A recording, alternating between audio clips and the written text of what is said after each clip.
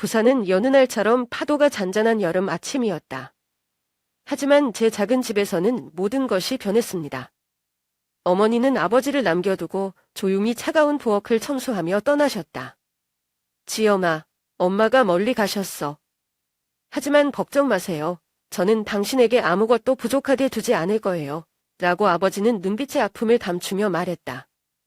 이 이야기는 우리가 마주하고 용서하고 가족이라는 두 단어의 의미를 되찾기 위한 우리의 여정입니다. 사랑의 발상지이지만 가장 쉽게 깨지는 곳이기도 하다.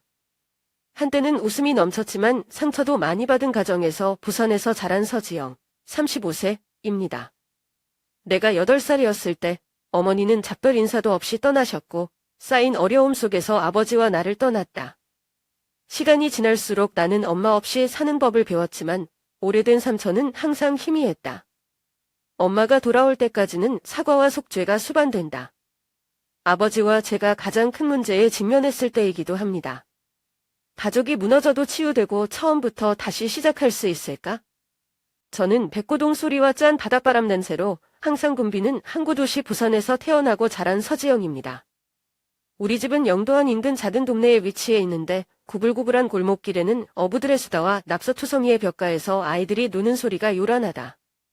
아버지는 항구의 하역 노동자로 땀이 배어있는 팔과 옷깃을 여미고 집에 돌아가도 항상 밝은 미소를 지었습니다. 겨울 오후, 아버지는 어머니가 좋아하는 신선한 생선들로 가득 찬 가방을 들고 돌아오셨고 앉아서 외국에서 온 큰 배들에 대한 이야기를 해주셨던 것을 기억합니다. 제가 항상 존경하는 제 어머니는 가정집의 작은 부엌에서 훌륭한 요리사였습니다. 그녀는 고민할 때마다 온 동네가 아삭아삭할 수 있는 김치 만드는 방법이 있다. 주말마다 엄마는 내가 가장 좋아하는 쇠고기 수프를 준비하느라 바쁘다.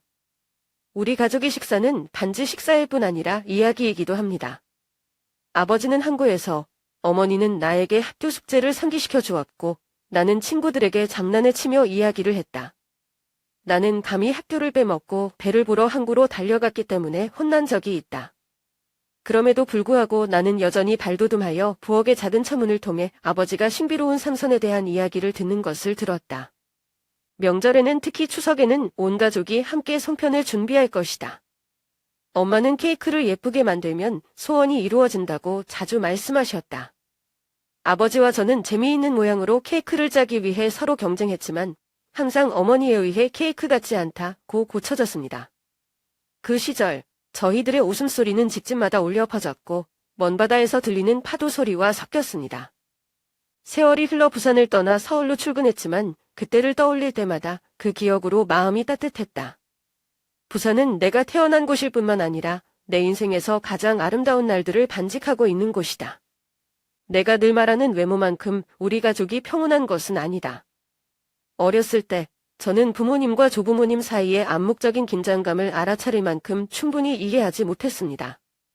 하지만 지금은 우리가 덤주 조부모님 댁을 방문했을 때를 떠올리면 아버지가 겪으셨던 무거움이 확연히 드러난다. 작은 언덕에 위치한 조부모님 댁은 가을 열매를 맺는 감나무로 둘러싸여 있어 표말없지만 각자의 마음속에는 지하 파도가 감출 수 없는 풍경이다.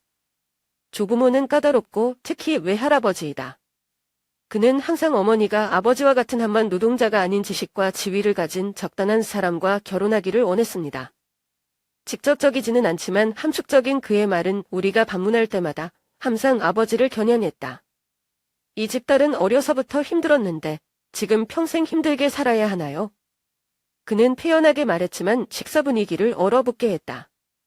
어머니는 삼원을 진정시키기 위해 웃으려고 애쓰셨고 아버지는 신경 쓰지 말라는 듯이 조용히 내 그릇에 음식을 더 담았다. 한 번은 기억나는 게 초등학교 5학년 여름에 가족 전체가 경주에 제사를 받으러 갔을 때였어요.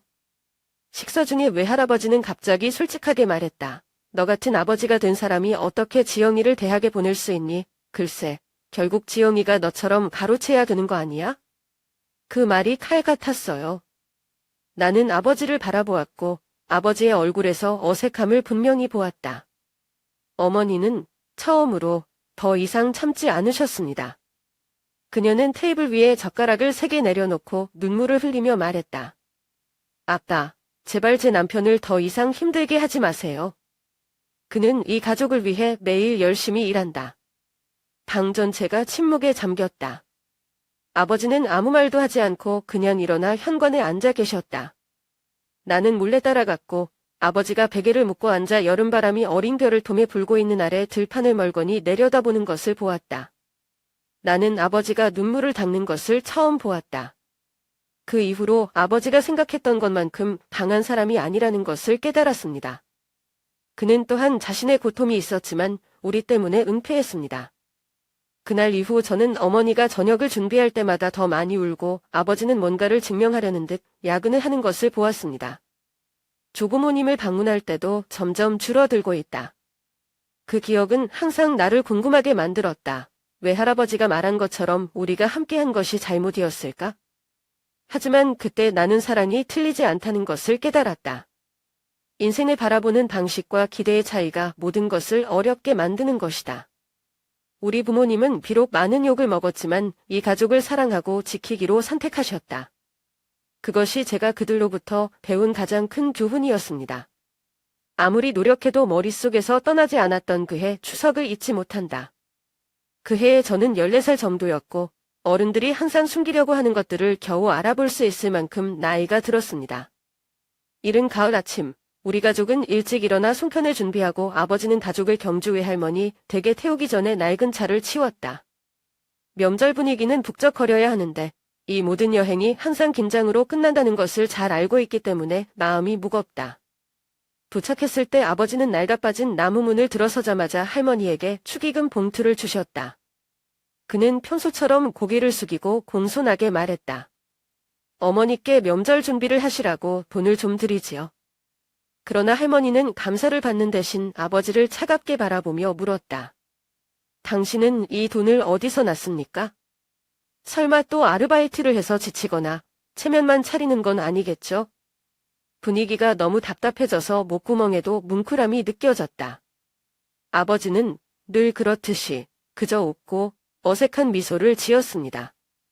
하지만 힘든 일 때문에 굳어진 그의 손은 관절이 하얗게 질릴 정도로 꽉 조이는 것을 보았다. 아버지의 침묵은 반항할 줄 모르기 때문이 아니라 저하니 다른 사람들, 특히 어머니를 다치게 할까봐 두려웠기 때문이라는 것을 처음으로 깨달았습니다. 그러는 동안 어머니는 부엌에서 나와 온 가족을 먹으라고 삼디시켜 분위기를 진정시키려 했다.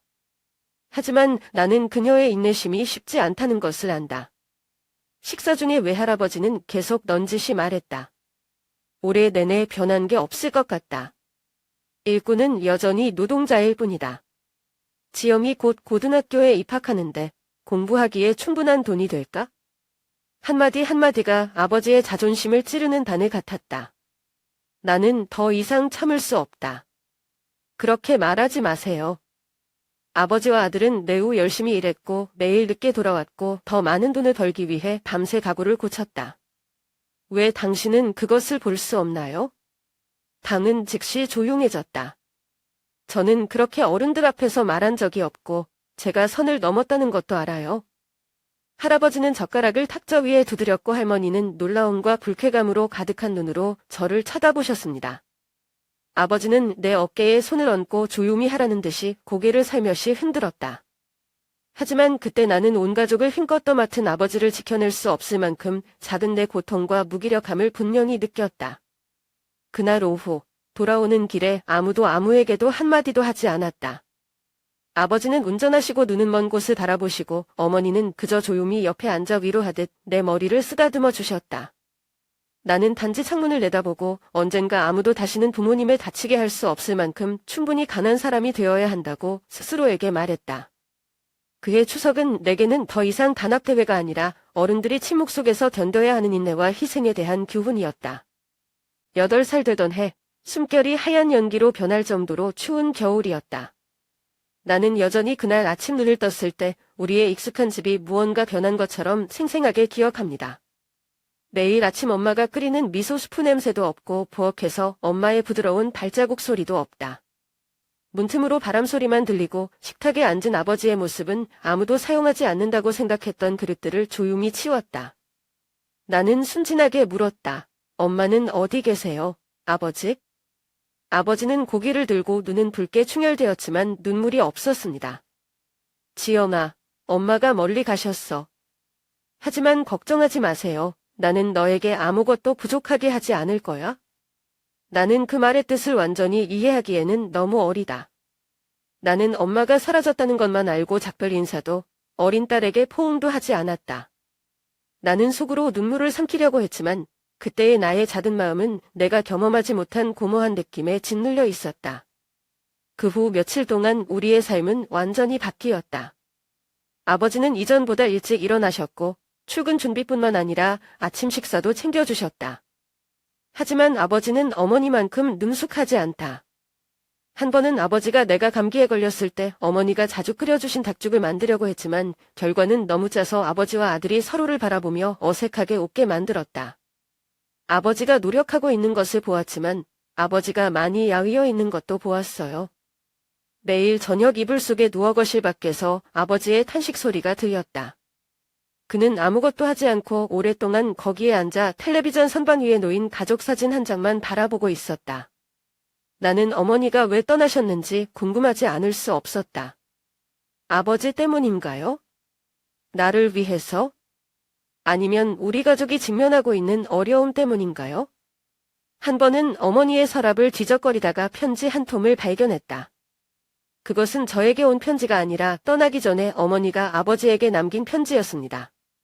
서두르고 짧은 글들. 죄송합니다. 나는 더 이상 이 피곤함 속에서 살 수 없다. 지연이를 잘 돌봐주세요. 할 수 있어. 나는 그 편지가 아물지 않은 상처와 같다는 것을 알기 때문에 아버지에게 감히 묻지 못했다. 하지만 그 순간부터 저는 아버지가 제 어깨에 세상을 다 짊어졌다는 것을 깨닫기 시작했습니다. 그는 단지 아버지가 되어야 할 뿐만 아니라 어머니의 역할도 해야 한다. 그는 항구에서 일하면서 밤에 가구를 수리하여 더 많은 돈을 벌기 위해 경쟁했다. 한 번은 그는 여전히 엔진 오일이 묻은 손으로 책상에서 잠이 들었다. 하지만 가장 극적인 것은 아버지와 제가 긴 하루를 마치고 돌아온 어느 겨울 저녁이었습니다. 집 앞에서 기다리고 있는 한 여성의 그림자를 보았다. 그것은 우리 어머니이다. 가슴이 조여오고 할머니를 껴안고 싶었지만 그 순간 어머니가 아버지에게 이렇게 말하는 것을 들었다. 저는 단지 몇 가지 물건을 가지러 왔습니다. 새로운 삶을 살았어요. 저를 힘들게 하지 않았으면 좋겠어요. 아버지는 말없이 서 있었지만 나는 그의 손이 떨리는 것을 보았다. 지영이 여기 있는데 볼래? 아버지가 물으셨다. 목소리가 너무 낮아서 나는 간신히 들을 수 있었다. 어머니는 잠시 침묵을 지키다가 고개를 저었다. 안 하는 것이 최선이다. 더 이상 난장판 시키고 싶지 않아. 그날 밤 어머니는 다시 떠나셨고 이번에는 염원하셨다. 나는 집안에서 지켜보기만 했을 뿐 감히 나오지 못했다. 아버지가 돌아왔을 때 그는 무릎을 꿇고 나를 꼭 껴안았다. 그의 어깨가 떨렸고 처음으로 아버지가 우는 것을 보았습니다. 조용한 눈물이 아니라 너무 오랫동안 몸부림쳐온 남자의 울화통이다. 그날부터 저는 더 강해져야 한다고 스스로에게 말했습니다. 어머니가 필요 없기 때문이 아니라 아버지가 저를 위해 해주셨던 것처럼 아버지의 버팀목이 되어야 했기 때문입니다. 제가 12살쯤 되었을 때 어머니의 부재에 대한 마음의 고무함이 그 어느 때보다 분명해졌습니다. 그때 저는 할머니께 편지를 쓰기 시작했습니다. 저는 제가 어디서 그런 아이디어를 얻었는지 잘 기억이 나지 않습니다. 아마도 제가 이웃의 오래된 TV에서 본 TV 드라마나 친구들로부터 받은 어떤 황당한 조언에서 나온 것일 수도 있습니다. 하지만 마음속으로 편지를 쓰는 것은 우리 사이의 거리를 다시 연결하는가는 끈과 같다. 처음으로 나는 매우 짧은 편지를 썼다. 엄마, 잘 지내세요? 엄마 보고 싶어요. 엄마도 보고 싶으면 다시 써주세요. 나는 편지를 낡은 봉투에 몰래 숨겨 책상 모서리에서 찾은 호수로 다시 붙였다. 제가 보낸 주소는 어머니가 아버지와 결혼하기 전에 살았던 집입니다. 몇 가지 지루한 이야기를 아버지로부터 듣기만 했던 곳이죠. 기다릴게요. 내일 오후 학교가 끝나면 나는 문 앞에 있는 오래된 나무 우편함에 눈을 붙이고 집으로 달려갔다. 하지만 열 때마다 안에는 슈퍼마켓에서 온 광고 편지나 전기요금 청구서만 있을 뿐 어머니로부터 받은 것은 전혀 없었다. 저는 포기하지 않아요. 그 후의 편지들은 더 길고 더 상세하며 또한 더 많은 이야기를 담고 있다. 나는 어머니에게 아버지가 지칠 때까지 일했을 때 아버지가 나를 위해 아껴야 했던 생일 선물에 대해 이야기했다. 나는 학교에서 처음으로 작은 문학상을 받았을 때 엄마가 자랑스러워하셨으면 좋겠다고 말했다. 그러나 그 모든 편지는 마치 허무로 사라지는 것 같았고 답장을 결코 받지 못했다. 한 번은 제가 14살 때 여름쯤에 저는 더 멀리 가기로 결심했습니다. 친한 친구 혜진에게 대구시에 있는 가족 지인을 통해 어머니에 대한 정보를 찾아달라고 부탁했다. 우리는 어머니가 재혼하셔서 거기에 살고 있는 것을 발견했다. 이 말을 듣고 가슴이 벅차오르는 것 같았지만 그래도 희망을 키웠다. 편지를 한 통 더 썼는데 이번에는 우편으로 보내는 게 아니라 혜진이 엄마 손까지 데려다 달라고 했어요. 편지에서 나는 다음과 같이 썼다. 엄마, 어디 사는지 알았어요. 엄마를 난처하게 만들고 싶지 않고 엄마가 아직도 날 생각하는지 알고 싶어요. 만나고 싶지 않다면 몇 줄만 쓰면 괜찮아. 2주 후에 혜진이 편지를 가지고 돌아왔다. 한 번도 열어본 적이 없어요. 할머니는 받기를 거부했다. 내가 많은 희망을 걸었던 편지를 보니 내 마음의 모든 것이 무너지는 것 같았다. 그때 저는 어머니가 돌아오지 않기로 선택하셨다는 것을 이해하기 시작했습니다. 그녀가 없는 세상에서 살기로 선택하셨죠. 처음에는 화가 났습니다. 나는 엄마가 사준 오래된 장난감을 부수고 심지어 아버지가 앨범에 간직하고 있는 가족 사진 몇 장을 찢었다. 그러나 점차 그 분노는 채워질 수 없는 가슴 깊은 공간처럼 고모함을 위한 자리를 양보했다. 한 번은 아버지가 짐을 싸는 것을 도와주다가 옷장에서 오래된 손수건을 발견했다. 첫날 저를 유치원에 데려갔을 때 눈물을 닦기 위해 쓰셨던 어머니의 수건이었어요. 나는 그것을 손에 꽉 쥐고 놓지 못했다. 하지만 우는 대신 춥기만 했다. 그날부터 엄마를 생각하면 마음이 점점 아파진다. 나는 더 이상 편지를 쓰지 않는다. 나는 더 이상 오지 않는 회신을 기대하지 않는다. 대신 저는 제 가족이 저와 아버지 밖에 남지 않았다고 스스로에게 말했습니다. 우리는 충분했고 나는 더 이상 필요한 것이 없었다. 하지만 마음속 깊이 나는 내가 영원히 만질 수 없는 기억의 일부가 있다는 것을 안다. 왜냐하면 그것은 영원히 떠나기로 선택한 사람의 것이기 때문이다. 민호를 만난 것은 23살 가을 어느 날 단풍이 한강을 따라 난 통로를 가득 메운 어느 날이었다. 당시 나는 서울의 한 작은 디자인 회사에서 조수로 일하고 있었고 건설 엔지니어인 민호는 사무실에 와서 프로젝트 발표를 했다. 그는 당장이라도 매력적인 외모의 타입은 아니지만 그의 침착함과 자상함이 내 주의를 끌었다. 처음 대화하는 날 민호는 웃으며 제가 실수로 제 옷에 커피를 쏟았을 때 손수건을 건네주며 부드럽게 말했습니다. 커피는 괜찮지만 오늘 이것 때문에 선생님이 슬프셨다면 유감입니다. 그때 이후로 우리는 점점 친해졌다. 민호는 내가 만났던 다른 남자들과는 다르다. 그는 너무 미사여구를 하지는 않지만 항상 나를 안전하게 만든다. 그는 자신이 전통 한지 만드는 다정에서 자랐던 전주에 있는 가족에 대해 자주 이야기한다. 한 번은 그가 나를 집으로 데려갔는데 그곳에서 그의 어머니는 지역의 유명한 비빔밥으로 나를 반겼고 그의 아버지는 나에게 수제 한지 만드는 법을 가르쳐 주셨다. 민호가 청혼했을 때 영화처럼 장미와 촛불로 화려한 첨호는 아니었다. 그 대신 피곤한 하루 일과를 마치고 처음으로 함께 식사를 하는 서울 근교의 작은 식당으로 나를 데려갔다. 그는 내 손을 잡고 나를 진심으로 바라봐 주며 말했다. 지영아, 나는 너에게 완벽한 삶을 주겠다고 약속하지 않지만 나는 항상 너와 함께하고 모든 것을 이겨낼 것을 약속할게. 내 아내가 되는 것에 도미해. 나는 눈물을 참을 수 없었고 단순하고 진실된 행복으로 고개를 끄덕였다. 우리는 교회로 통하는 길 전체에 벚꽃이 만개한 어느 봄날에 결혼식을 올렸다.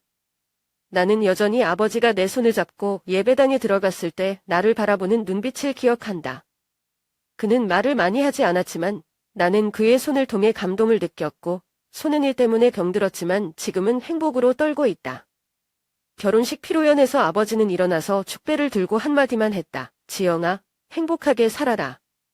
당신의 미소를 흐리게 하는 어떤 것도 두지 마세요. 그게 내가 제일 바라는 거야? 그 말은 충고와 같았지만 오랜 세월을 짊어진 아버지를 위한 해탈이기도 했다. 지금 민호가 대신 저를 돌봐줄 사람이 있다고 스스로에게 말하고 있는 것을 압니다. 결혼 생활이 평화로운 길이 될 것이라고 생각했지만 결혼 1년 만에 일어난 사건이 모든 것을 뒤집었습니다. 제 아버지는 오랜 친구를 돕기 위해 항구에서 일하셨을 때 큰 사고를 당했습니다. 병원으로부터 전화가 왔을 때 나와 민호는 즉시 달려갔다. 나는 아버지가 심각한 상처를 입고 병원 침대에 누워있는 것을 보고 움직이기가 힘들었다. 의사는 더 이상 걸을 수 없는 상황에 처할 수 있다고 말했습니다. 그 순간 나는 모든 것이 무너지는 것처럼 느꼈다. 한때 강했던 나의 아버지는 이제 그가 결코 드러내지 않았던 나약함에 직면했다. 하지만 민호야말로 나의 버팀목이었다.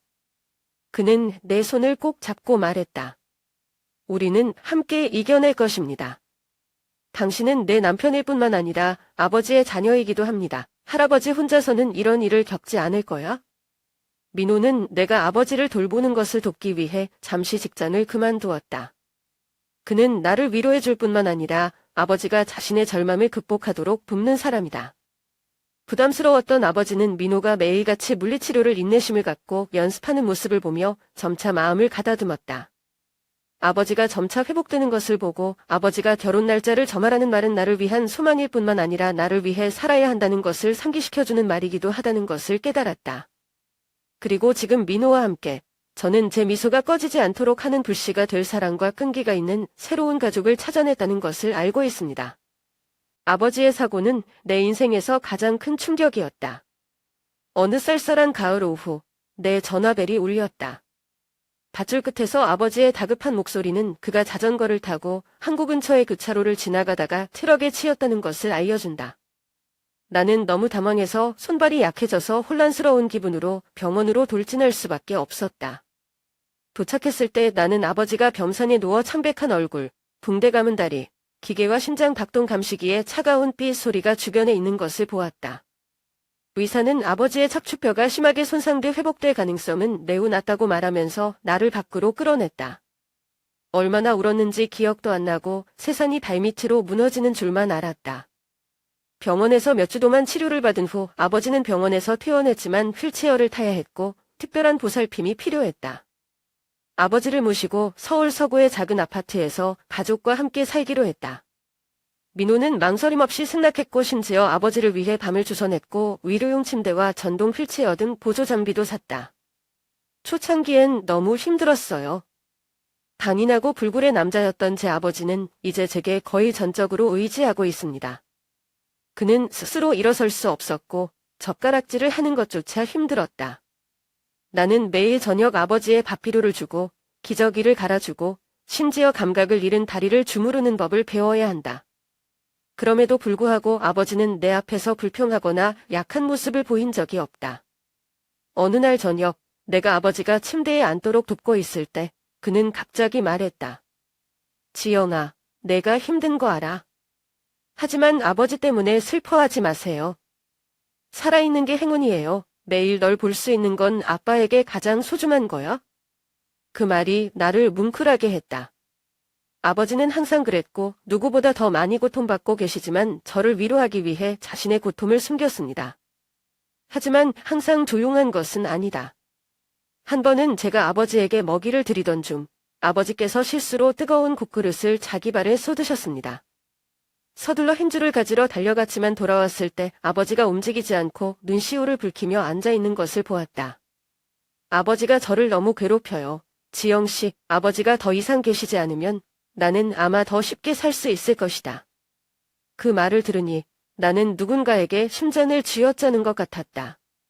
나는 아버지 옆에 무릎을 꿇고 그의 손을 잡고 눈물을 흘리며 말했다. 아버지, 그렇게 말하지 마세요. 아버지가 없었다면 나는 더 이상 자식이 아니었을 것이다. 아빠는 짐이 아니야. 아빠는 내 가족이야. 내가 노력하는 이유지. 그 후 며칠 동안 나는 아버지를 네 개의 답답한 벽에 영원히 머물지 않고 더 많이 데리고 나가기 시작했다. 나는 그를 집 근처 공원으로 데려갔는데 그곳은 벽돌로 포장된 작은 길과 그늘진 은행나무가 우거진 곳이었다. 아버지는 거기에 앉아서 아이들이 노는 것을 보고 신선한 공기를 마시는 것을 좋아합니다. 한 번은 우리가 호수 옆에 멈춰 섰을 때 그가 웃으며 말했다. 이렇게 되지 않았다면 아버지는 외손자를 매일 데리고 놀았을 거예요. 그 말은 내 마음을 아프게 했다. 민호와 저는 아직 아이가 없습니다. 부분적으로는 아버지를 돌보느라 바쁘고 부분적으로는 준비가 되지 않았기 때문입니다. 하지만 아버지의 말을 듣고 저는 그가 저에게 행복한 삶을 주기를 바랄 뿐만 아니라 우리 가족이 완성되는 것을 꿈꾼다는 것을 깨달았습니다. 그 이후로 아버지와 함께한 하루하루가 내가 더 사랑하고 더 강해지는 법을 배우는 여정이 되었다. 아버지는 걷는 능력을 잃을 수도 있지만 나에 대한 인내심과 사랑을 절대 잃지 않으셨다. 그리고 저는 아무리 힘들어도 아버지가 제가 계속 나아갈 수 있었던 이유였다는 것을 절대 잊지 않았습니다. 왜냐하면 아버지는 저를 위해 평생을 그렇게 해주셨기 때문입니다. 결혼 12년 후, 저는 인생의 우여곡절을 다 이해했다고 생각하지만 운념은 저를 다시 한번 쉬면 속으로 밀어넣습니다. 어느 추운 겨울 아침, 민호는 정기검진을 받고 집으로 돌아왔다. 그의 얼굴은 흔히 볼 수 있는 따뜻한 미소 대신 참백했다. 그는 내 손을 잡고 눈을 피해 정면의 시선을 피하며 짧은 한마디만 했다. 그는 암에 걸렸다. 지영, 벌써 마지막이야? 내 주변의 모든 세계가 그 순간 무너지는 것 같았다. 며칠 후, 민호는 화학요법과 방사선 치료의 고통스러운 여정을 시작했지만 그 끔찍한 병은 우리에게 시간을 주지 않았다. 3개월 그게 우리가 가진 전부입니다. 민호의 말년은 짧고도 무거운 시간이었다. 나는 그에게 버팀목이 되기 위해 노력해야 했고 아버지는 휠체어에 타고 있는 약한 건강에도 불구하고 나를 격려하려고 노력했다.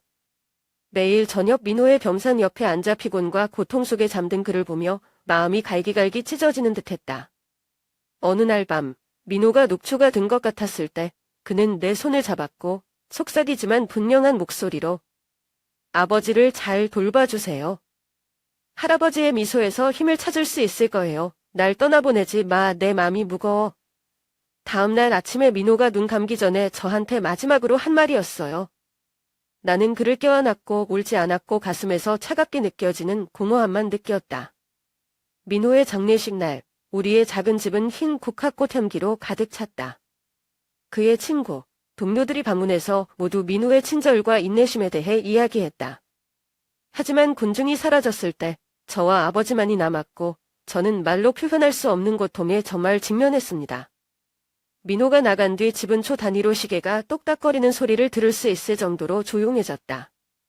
나는 일에 뛰어들어 공백을 메우려고 노력했지만 집에 올 때마다 외로움이 갉아먹는 것을 느꼈다.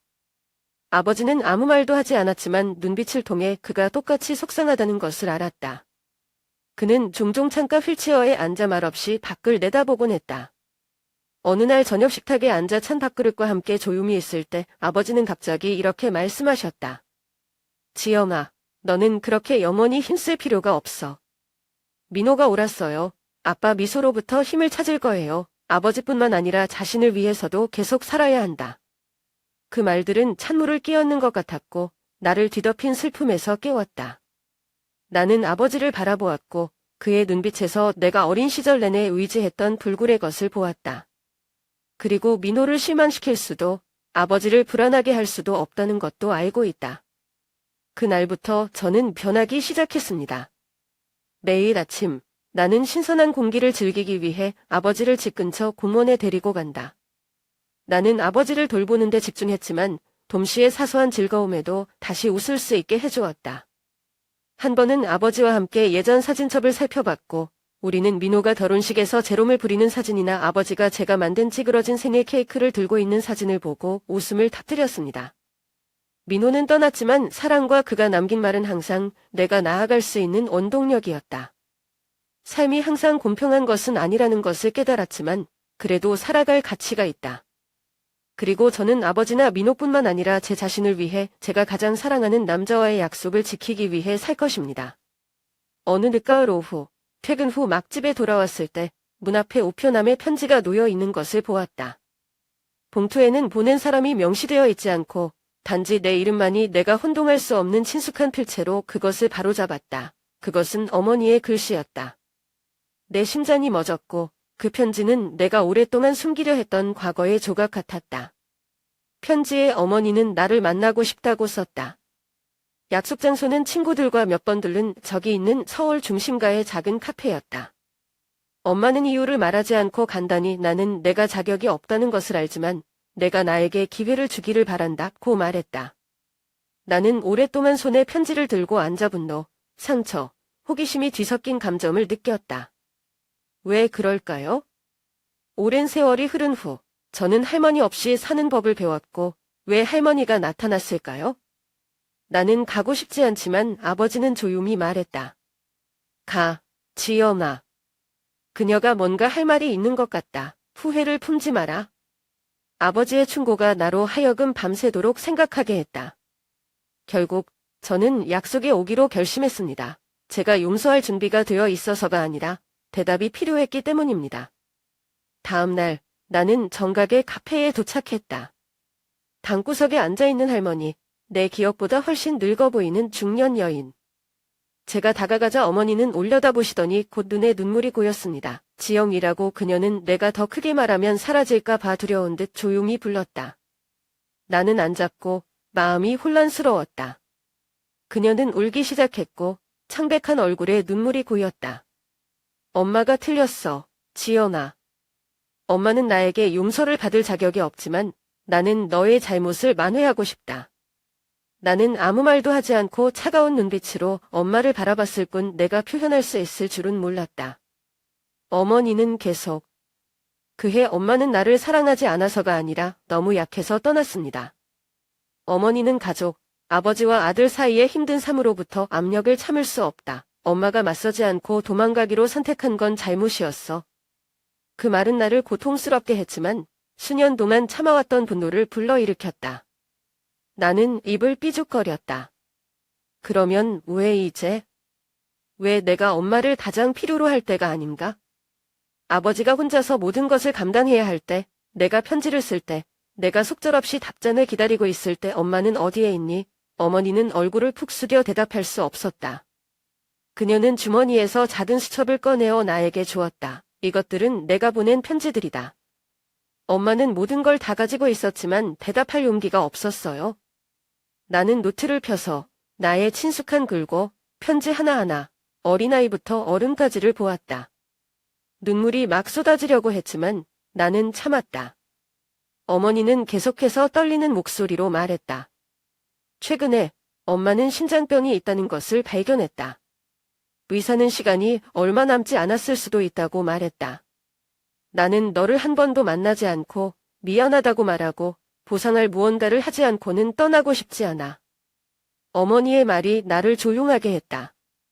저는 제 감정이 무엇인지 모릅니다. 고통, 분노, 연민입니다. 나는 일어서서 나 자신도 내 목소리를 깨닫지 못하는 태평하게 말했다. 엄마가 속죄하고 싶으면 아버지를 위해 그렇게 하세요. 그는 어머니가 떠날 때 모든 것을 짊어진 사람이다. 엄마가 말로만 하는 게 아니라 정말 후회한다는 걸 증명해봐.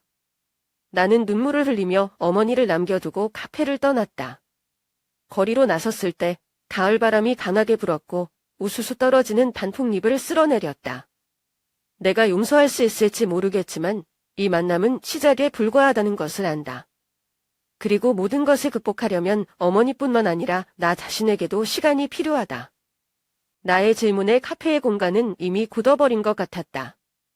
창밖에는 늦가을 바람에도 단풍잎들이 살랑살랑 떨어지지만 내부는 공기가 답답해 숨이 막힐 지경이다. 어머니는 고개를 숙이고 내 질문에 대답하기 위해 마지막 용기를 잡으려는 것처럼 두 손을 탁자 위에 꽉 쥔다. 엄마는 가난한 생활에 지쳤어요. 라고 엄마가 쉰 목소리로 말했다. 아버지는 좋은 분이시지만 그분과의 삶은 탈출구가 없는 악순환이죠. 매일 어머니는 빚, 조부모의 비판, 자신의 무기력함 사이에 갇혀있는 자신을 볼 뿐이다. 그리고 한 념이 그 사람은 돈이나 소박한 밥 걱정 없이 더 나은 삶을 약속했어요. 그 말을 듣고 나는 분노를 참을 수 없었다. 엄마 아빠랑 나 빼고 다른 사람 따라갔단 말이야? 나는 물었고 목소리는 떨렸다. 엄마는 고개를 끄덕였고 얼굴에는 시간의 흔적이 깊게 패인 눈물이 흘러내렸다. 엄마가 틀렸어, 지연아. 그 사람은 약속을 지키지 않아요. 어머니가 갖게 될 것이라고 생각하는 삶은 그저 환상일 뿐이다. 엄마가 그것을 깨달았을 때 모든 것이 너무 늦었다. 어머니는 행복하지 않았지만 돌아가고 싶을 때 용기가 나지 않았다. 어머니는 심판을 받는 것이 두렵고 아버지와 아들 모두를 상대하는 것이 두렵다. 그래서 엄마는 계속 숨기로 결정했다. 어머니의 고백이 나를 당황하게 했다. 나는 아무것도 매달릴 것이 없는 깊은 구렁텅이로 내몰린 기분이었다. 알고 보니 어머니가 아버지와 저를 떠나신 이유는 삶의 압박뿐만 아니라 어머니가 모든 것을 걸고 모든 것을 이루신 선택 때문이었습니다. 엄마는 돌아갈 용기가 없다고 생각해 라고 저는 말했습니다. 하지만 엄마는 아빠에 대해 생각해 본 적이 있나요? 그는 혼자서 모든 것을 감당했다. 어머니는 그가 자녀를 키우기 위해, 빚을 갚기 위해, 가난한 한 평범한 삶을 살도록 노력하기 위해 어떻게 열심히 일했는지 알고 계십니까? 어머니는 대답하지 않고 조용히 울기만 했다. 나를 낳았지만 아버지와 가슴에 깊은 상처를 남긴 내 앞에 있는 여자를 바라보았다. 내 마음은 분노와 연민 사이에서 발기갈기 찢어졌다. 나는 오늘 너에게 용서를 구하러 왔다. 고 엄마가 딸꾹질하며 말했다. 어머니는 자신이 자격이 없다는 것을 알지만 이 후회를 무덤에 가져갈 수 없습니다. 지엄아, 엄마가 애원해 지금 당장 용서할 수 없다면 최소한 잘못을 만회할 기회를 줘라. 2번 다시 떠나고 싶지 않아. 이런 말 안 하고. 엄마를 보니 가슴이 뭉클해지는 것 같았다. 하고 싶은 말, 묻고 싶은 말이 너무 많은데 모두 목이 메는 것 같다. 나는 일어나서 자신도 모르게 침착하게 말했다. 기회는 엄마가 요구할 수 있는 것이 아니다. 엄마가 속죄하고 싶으면 나를 위해서가 아니라 아버지를 위해서 그렇게 하세요. 제가 용서할 수 있을지 모르겠지만 저는 누구보다 이 사과가 필요한 사람이 아버지라고 생각해요. 카페를 떠나 그 어느 때보다 마음이 산란한 찬바람을 맞으며 걸었다. 저는 제가 옳은지 그른지 모르겠어요. 내 마음 중 일부는 여전히 그 여자와의 안전한 거리를 유지하고 싶었지만 다른 일부는 그녀가 정말로 바뀌기를 은근히 바랬다. 마지막 만남은 아니지만 이 상처를 극복하려면 양측에 많은 시간과 용기가 필요하다는 것을 안다.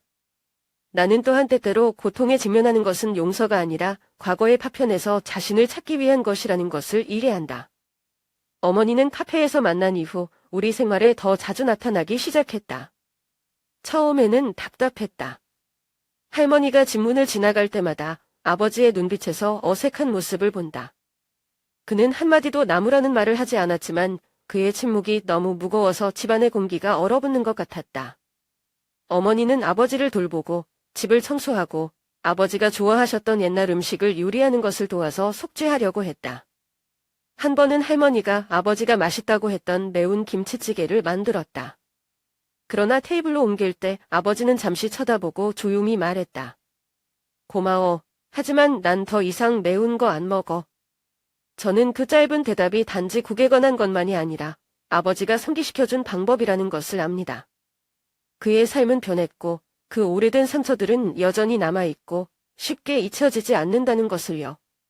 그러던 어느 날 세 사람이 저녁 식사를 하고 있을 때 분위기는 여전히 어색하지만 예전처럼 너무 긴장하지 않고 아버지는 갑자기 멈췄다. 나는 그가 손을 가슴으로 가져가는 것을 보았고 그의 얼굴은 참백했다. 아버지가 왜 이러세요?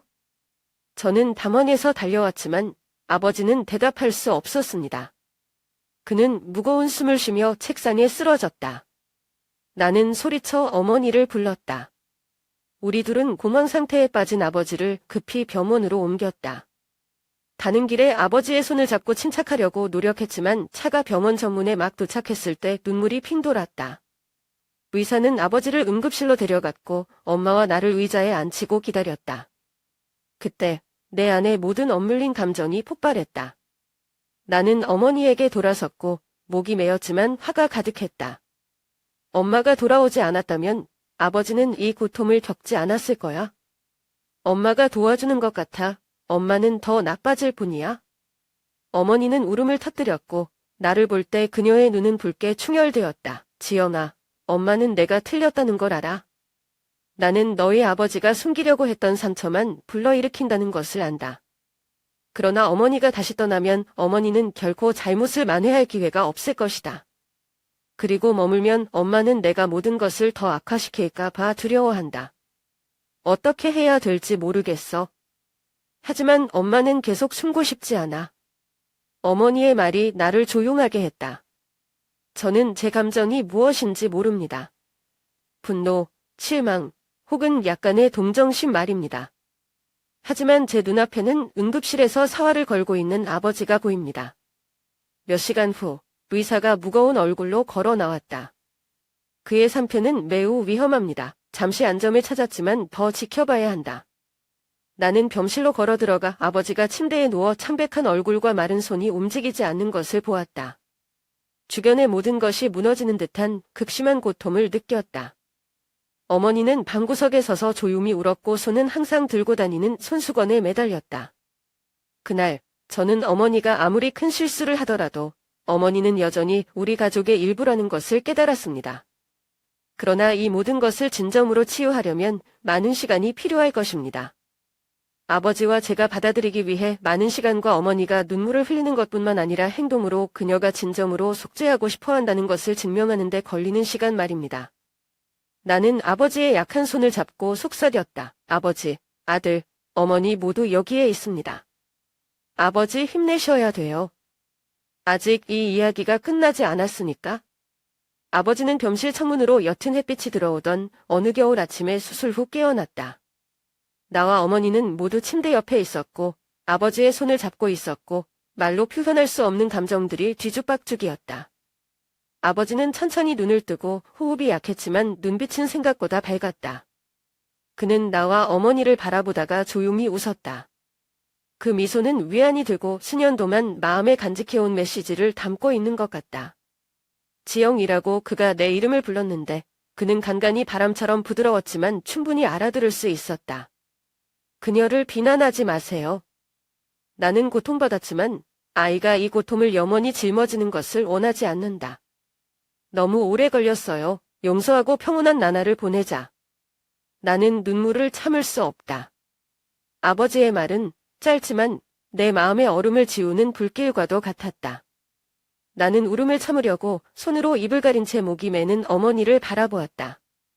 부끄러움과 후회에 맞서 싸우기 위해 애쓰던 그런 어머니를 본 적이 없는데 이제 아버지의 관대함에 작고 연약하다. 그 후 아버지는 어머니의 손을 잡았고 목소리는 떨렸지만 결심했습니다. 저는 당신이 큰 죄를 속죄하거나 큰 일을 할 필요가 없습니다. 할머니가 여기 계시면 더 이상 떠나지 마세요. 그걸로 충분합니다. 가족이 완벽할 필요는 없어. 그냥 충분해. 그 말은 내 마음을 찌르는 바늘과 같았지만 고통이 아니라 각성이었다.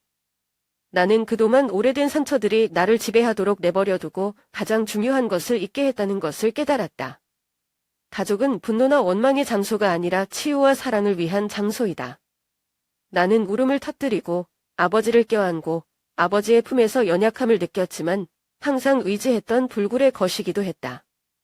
어머니는 잠시 동안 조용히 서 계셨고 걸어오셔서 제 어깨에 손을 얹고 딸꾹질하면서 말씀하셨다. 지영아, 엄마는 과거를 바꿀 수 없다는 걸 알지만 다시는 떠나지 않을 거야. 나는 여기 있고 싶어. 너와 나를 위해 할 수 있는 모든 것을 하기 위해. 그날 이후 모든 것이 바로 완벽해지지는 않았다. 금이간 가족의 치유는 하루아침에 이루어질 수 있는 것이 아니다. 하지만 조금씩 우리는 변하기 시작했습니다. 엄마는 내가 아버지를 더 돌볼 수 있도록 열심히 도와주셨다. 할머니는 일찍 일어나 아침 식사를 준비하셨고 나는 가족의 재정 안정을 위해 일에 집중했다. 아버지는 건강이 안 좋음에도 불구하고 가장 고통스러울 때도 사람들에게 미소를 짓는 습관을 유지했습니다. 그는 종종 농담을 했다. 우리 가족이 이상해. 흰머리가 나면서까지 같이 사는 법을 알아채는 거야? 저녁 때 우리는 함께 모여서 때때로 차를 마시고 오래된 영화를 보기 위해서이다. 한 번은 엄마가 제가 본 적이 없는 옛날부터 가족 앨범을 냈습니다. 내가 1살 때 엄마가 나를 안고 있는 사진 중에 그녀의 눈은 행복으로 가득 차 있었다. 나는 그 사진을 오랫동안 보니 어느 때보다 마음이 놓였다. 아버지 말이 맞았어요. 우리는 분노하고 비난하고 고통에 빠지기까지 너무 오랜 시간이 걸렸어요. 그러나 늦게라도 우리는 여전히 서로를 되찾고 치유하고 잃어버린 것을 재건할 기회가 있다. 저는 친밀감이 완벽한 것이 아니라는 것을 알지만 그 불완전함 때문에 의미가 있는 것입니다. 평온한 나날은 아직 멀었지만 나는 우리가 올바른 방향으로 가고 있다고 믿는다. 이 가족에서 사랑과 관용은 결국 돌아갈 길을 찾았기 때문이다. 어머니는 집 주변의 언덕에 살고 곧이 피기 시작한 이른 봄날에 우리와 함께 살기 위해 이사했다. 이미 비좁은 작은 아파트는 이제 더 좁아졌지만 분위기는 예전보다 따뜻해진 것 같다. 처음에는 어머니의 존재가 나를 다소 어색하고 불편하게 만들었다는 것을 부인할 수 없다. 그럼에도 불구하고 나는 아버지를 위해서뿐만 아니라 수년도만 짓눌려온 혼란스러운 감정들에 직면할 기회를 갖도록 그녀를 돌아오게 한 결정이 옳다는 것을 알고 있다. 어머니는 곧 아버지의 주된 간병인이 되셨고 저는 어머니가 그렇게 잘 감당하실 수 있으리라고는 예상하지 못했던 책임이었습니다. 모든 식사, 모든 알약, 더 이상 아버지의 감각이 없는 다리를 마사지할 때마다 어머니는 꼼꼼하고 인내심 있게 하신다. 어느 날 저녁 담요를 더 드리러 아버지 방에 들어갔을 때 저는 아버지 옆에 앉아있는 어머니를 보고 제가 들어본 적이 없는 옛 추억을 부드럽게 이야기했습니다. 경주에서 우리가 처음 만났을 때를 기억하십니까? 그는 나를 쳐다보지도 않고 항구에 전박해 있는 데를 열심히 바라보기만 했다. 이 남자는 내가 본 사람 중 가장 지루한 사람임에 틀림없어라고 생각했어요. 아버지는 조용히 웃었고 그의 목소리는 약했지만 대답할 만큼 충분히 분명했다. 할머니도 그 이상도 이하도 아니에요. 제가 안정적인 직업을 가지고 있는지 계속 물어봐요. 다시는 할머니를 만나지 않으려고 했어요. 두 사람의 웃음소리가 작은 방 안에 울려 퍼졌다. 문 밖에 서서 서로를 다치게 했던 사람들이 이제는 옛 친구처럼 웃을 수 있게 된 놀라움을 금할 수 없다. 점차적으로 엄마는 아빠를 돌볼 뿐만 아니라 가정생활에 더 많이 참여하기 시작했다. 할머니는 제가 어렸을 때 가르쳐 주셨던 옛날 레시피대로 집 청소를 도와주시기도 하셨습니다. 한 번은 옷을 정리하는 동안 엄마가 조용히 말했다. 지영아, 엄마가 과거를 바꿀 수 없다는 걸 알지만 적어도 엄마가 노력하고 있다는 걸 느꼈으면 좋겠어. 엄마는 더 이상 과거의 엄마만이 아니라 너의 현재와 미래의 엄마가 되고 싶어. 그 말이 나를 눈물나게 했다.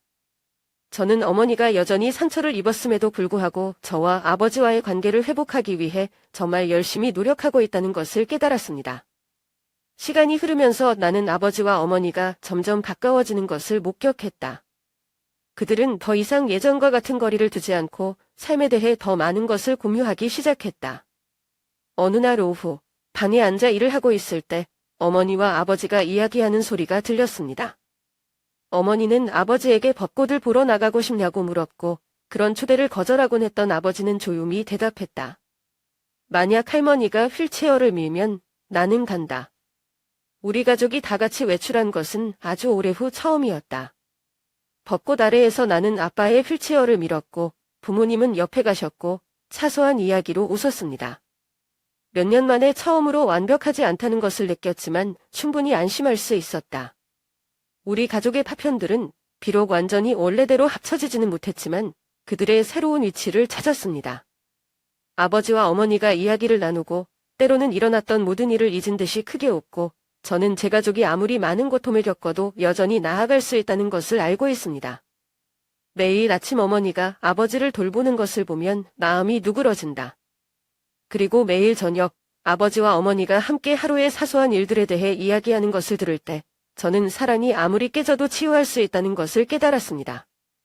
우리 각자가 한 번 더 용서하고 살아날 준비가 되어 있다면 말이죠. 창문에 이슬이 맺힐 정도로 바깥 공기가 차가운 겨울 저녁이었는데 우리의 작은 부엌은 유난히 따뜻했다. 어머니는 지난 몇 달 동안 친숙한 이미지인 아버지에게 죽을 먹이고 계시지만 오늘 밤, 왜 그런지 모르겠지만 저는 그 장면 앞에서 오랫동안 멈춰 섰습니다. 아버지는 휠체어에 앉아 제가 2년 전 생일에 뜨개질해 주신 낡은 스웨터를 입고 계셨습니다. 어머니는 옆에 앉아 뜨거운 죽 한 숟갈씩 가볍게 떠서 식힌 다음 아버지 입으로 가져갔다. 그녀의 행동은 느리고 상냥해서 죽을 때마다 미안하다는 말을 대신할 때마다 말을 꺼내지 못하는 것 같았다. 죽이 입에 맞을까요? 엄마가 약간 걱정스러운 말투로 물었다. 아버지는 아무 말도 하지 않고 고개를 끄덕였지만 어머니를 바라보는 눈빛은 예전처럼 차갑지 않았다. 적당히 감사합니다. 나는 식탁에 앉아 마음이 뒤숭숭한 그들을 멀리서 바라보았다. 예전에 저는 우리 가족이 치유할 수 없을 정도로 부서졌다고 생각했고 어머니의 등장은 오래된 상처를 되살릴 뿐이며 모든 것을 더 어렵게 만들 뿐이라고 생각했습니다. 하지만 지금 눈앞에 있는 광경을 보고 나는 스스로에게 물었다. 가족이 아무리 깨져도 모든 것을 다시 시작하는 곳이 될 수 있을까요? 어머니가 안 계신 날, 아버지가 힘들었지만 여전히 미소를 지으며 걱정되지 않도록 노력하셨던 지난 세월을 회상할 때 질문이 머릿속을 맴돌았고 편지도 답장되지 않았다. 그 기억들은 나를 용서할 수 없는 짐이었지만 이제 그것들은 우리가 다시 쓰고 있는 이야기의 조각일 뿐인 것 같다. 갑자기 엄마가 나를 불렀다. 지엄씨, 와서 아버지 옆에 앉으세요. 우리 셋이 얘기 좀 했으면 좋겠어. 나는 약간 놀랐지만 여전히 의자를 끌어당겼다. 어머니는 죽 그릇을 옆으로 밀치고 진지한 눈빛으로 나를 바라보았다. 엄마는 내가 여전히 용서할 수 없는 많은 것들이 있다는 것을 알고 있고 내가 일어난 일을 완전히 잊어버릴 거라고 기대하지 않아. 근데 엄마가 말하고 싶은 게 엄마는 다시는 떠나지 않으실 거예요. 엄마는 시간을 되돌릴 수 없지만 현재와 미래를 더 좋게 만들기 위해 무언가를 할 수 있기를 바란다. 아버지의 눈도 나를 향하고 있다는 것을 느끼며 나는 침묵했다. 잠시 후 그는 느리지만 확실한 목소리로 말했다. 지영씨, 아버지는 항상 가족이 무슨 일이 있어도 지키려고 노력해야 하는 곳이라고 가르쳐 주셨습니다. 아버지는 이 가족을 수년 동안 유지해왔으며 이제 당신의 차례입니다. 어머님이 준비가 되셨다면 어머님께도 기회를 드려야 합니다. 아버지의 말은 나를 더 안심시켰지만 감동적이기도 했다.